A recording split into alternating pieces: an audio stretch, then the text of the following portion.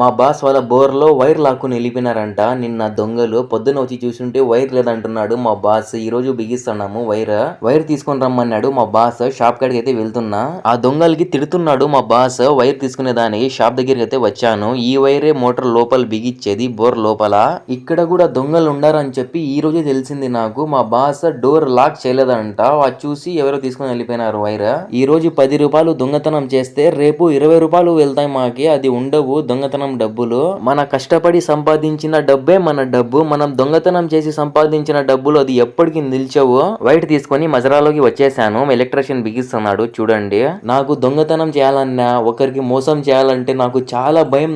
నా వల్ల ఒకరు ఎక్కడ ఇబ్బంది పడతారంటే నాకు చాలా భయం వేస్తుంది నాకు. ఈ ఎలక్ట్రీషియన్ కి మా బాస్ నైట్ లో ఎప్పుడు పిలిచినా వచ్చి వర్క్ చేసి పోతాడు ఇతను.